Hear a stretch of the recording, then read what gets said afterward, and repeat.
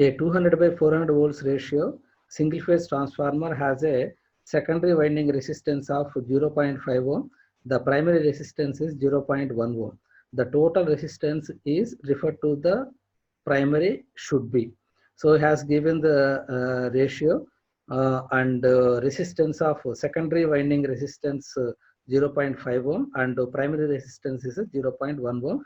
You have to find out what is the resistance referred to the primary. What is the total resistance referred to the primary?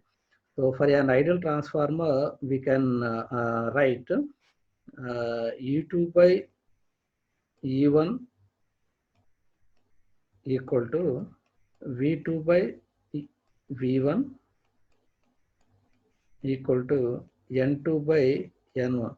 Number of the turns on the secondary by number of the turns on the primary equal to I1 by I2.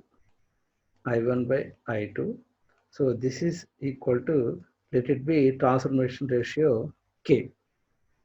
Now he has given primary resistance. So let primary resistance R1 equal to 0. He has given 0.1 ohm. Let primary resistance is R1 and he has given the resistance 0.1 ohm, and secondary side resistance has given it is a 0.5 ohm. 0.5 ohm. Now we have to find out what is the equivalent resistance. Let equivalent resistance on the primary side is R01. So what is the resistance, equivalent resistance? Now we have to find out what is the R2 on the primary side. So for that, the copper losses on the primary side. So let it be I2 on the primary side. It is a I2 dash and it is a R2 dash on the primary side. So copper losses on the primary side is a I2 dash square multiplied by R2 dash equal to I2 square multiplied by R2. So this should be same, copper losses on the primary side and copper losses on the secondary side. So from this we can write R2 dash in the primary side, R2 multiplied by I2 by I2 dash whole square. I2 dash whole square. So this is equal to R2. So here I1 by I2 equal to N2 by I1. Now I2 by so this is the primary side. I2 dash is on the primary side. So we can write this in terms of ratio. So N1 by N2 whole square. N1 by N2 whole square. So now what is the total resistance on the equivalent resistance on the primary side? R01. So this must be equal to R1 resistance in the primary side plus R2 dash. So resistance on the secondary side refer to the primary side. So now this R1 is 0.1 ohm plus R2 dash is R2 multiplied by, so R2 it is a 0.5 ohm multiplied by, so N1 by N2. So it is a N2 by N1. So this is equal to 400 by 200. 400 by 200. So we can write this as a 0.5 multiplied by N1 by N2 means, so it will be 200 by 400 whole square. So this we can write 0.1 plus 0.5 multiplied by 1 by 2 whole square. So it is a 1 by 4. 1 by 4 it is a 0.25. You will get 0.25. So this is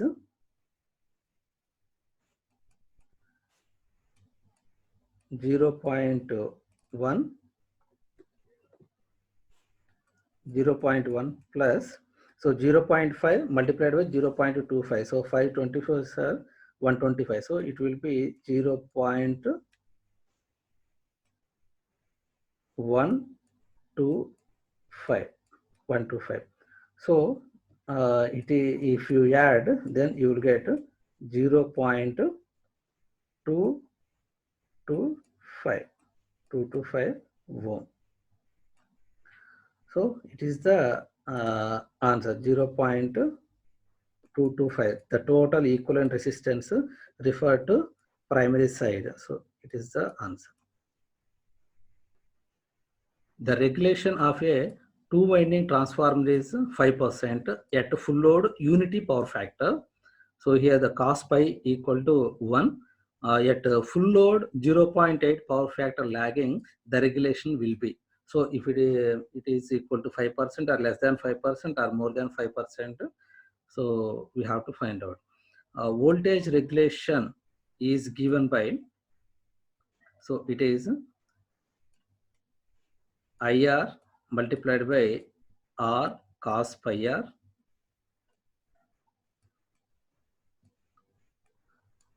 plus or minus X sin pi R divided by voltage at the receiving end side, it is a VR. So now this is the voltage regulation of two winding transformer. So here plus sign, so this is for lagging. So this is for the lagging power factor, and negative sign for the leading power factor. If we consider for unity power factor, then cos 0 will be 1 and sine equal to 0. At that condition, this whole term will be vanished and you will get this term only. So at full load unity power factor, then you are getting the 5%. Now, if we take negative, so that is a leading power factor, R cos pi R minus X sin pi R. So the resultant regulation will be decreased. So that is it will be less than the 5% if you take a leading power factor. So if we consider the positive sign here, that is the lagging power factor, then the net result will be increased. So that is the voltage regulation will be increased. So that is the greater than 5%, greater than 5%. So these are the different conditions. So that's why answer is more than the 5%. So as he has given at full load 0 point power factor lagging, the regulation would be that has to be calculated.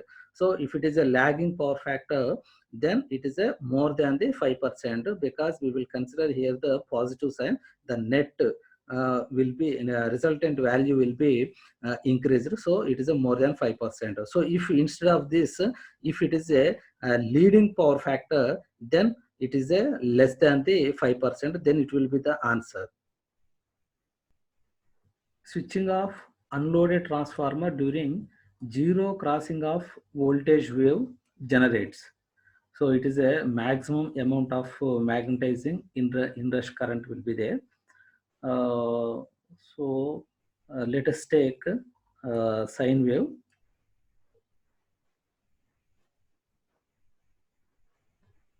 Sine wave 0, pi and 2 pi. And it is the maximum value. And in the transformer, the flux in terms of t with respect to the time, it is given by pi max 1 minus cos of omega t. Pi of t equal to pi max into 1 minus cos of omega t.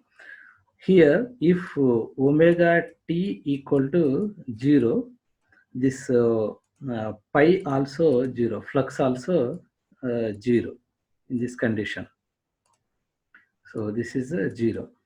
When omega t equal to pi by 2, omega t equal to pi by 2, so this will be 0, then it will be pi m. So this pi m will be like this. So this is the point where pi by 2, pi by 2. Now when omega t equal to pi, so cos of pi it is a -1, so you will get 2 pi m, 2 pi m. So at this point, so it is the point.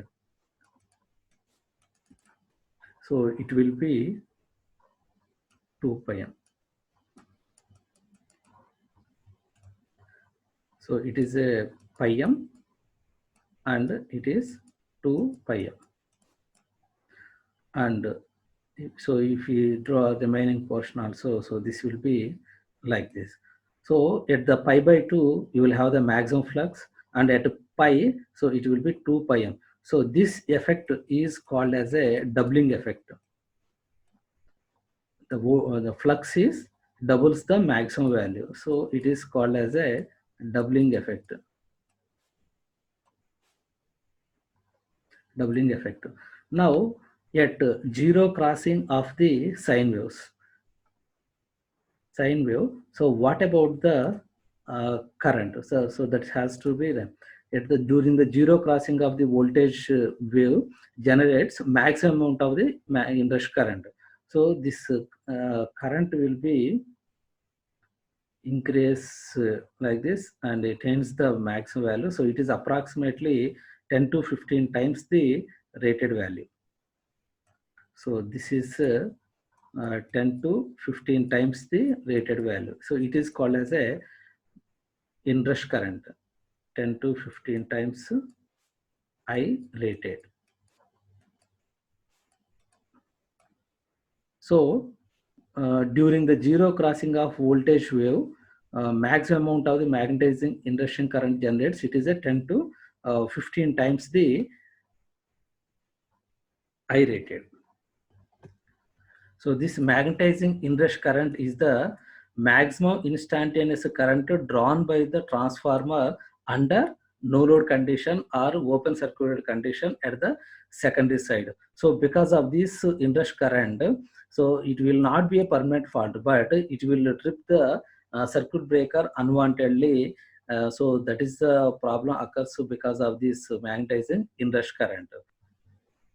When two wattmeter method of measurement of power is used to measure the power in a balanced three-phase circuit, if one of the wattmeter readings is 0, then so you have to choose the correct answer. In this method, we know tan pi equal to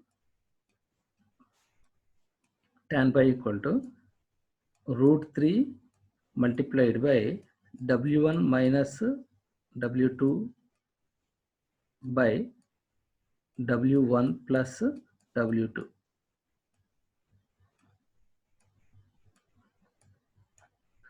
So if one of the wattmeter readings is a 0, so suppose wattmeter 2 reading is 0, then it will becomes tan pi equal to, so root 3 W1 minus 0 by W1 plus 0. So it will be tan pi equal to root 3 into 1. So here power factor angle becomes, it is 60 degrees. Power factor angle is 60 degrees. So now we have to find out what is the power factor. So power factor equal to cos pi. So here pi it is 60 degrees. So it is a cos 60 degrees. So cos 60 it is 1 by 2. So it is 0.5. So power factor is 0.5 when one of the wattmeter readings is 0 in two wattmeter method of measurement of the power. A single phase energy meter is operating with 230 volts 50 Hz supply with a load of 20 amperes for 2 hours at unity power factor. So voltage, current and unity power factor for 2 hours. The meter makes 1380 revolutions in that period. So the meter constant is, so to find out this meter constant, this meter constant is given by revolutions made per energy consumed. Revolutions made per energy consumed. So we know revolutions. So those are the 1380 revolutions. So now we have to find out what is the energy consumed. So here the energy consumed, it is in terms of kWh. Energy consumed is it is in terms of kWh. So if you find out if you want to find out energy, so we have to multiply voltage with the current and power factor. So cos pi. So this gives in terms of watts. So if you want to get in terms of watt hours, so this has to be multiplied with H. So it is a 2 hours. Now multiply all this, you will get a 230 multiplied by current. So it is a 20 amperes. Power factor is 1 multiplied by number of hours, it is 2. Number of hours is a 2. 230 multiplied by 20 multiplied by 2. So it is 9,200 watt hour. So but we want in terms of energy in terms of kWh. So this we can write 9.2 kWh. So this energy is calculated. Now meter constant equal to so revolutions, it is 1380 divided by energy consumed, it is 9.2. So it is 1380 divided by 9.2. So it is 150. Meter constant is 150. It is a revolutions per kWh. Revolutions per kWh. So it is the answer.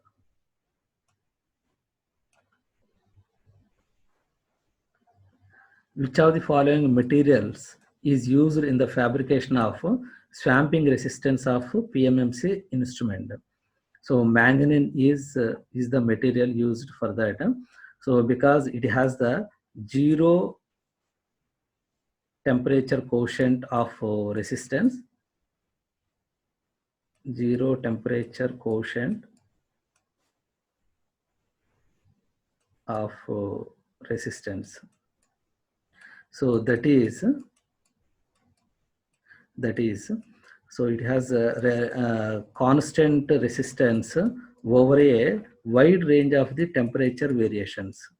That's why we do use this material, wide range of temperature variations.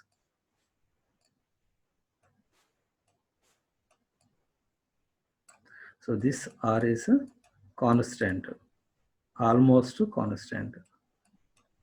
So it is the answer. The output voltage waveform of a three-phase square wave inverter contains, so it contains odd harmonics.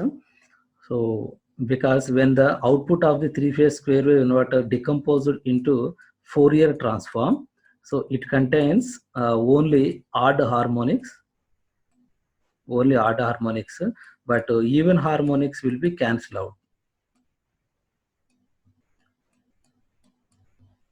even harmonics cancel out. So it contains only hard harmonics.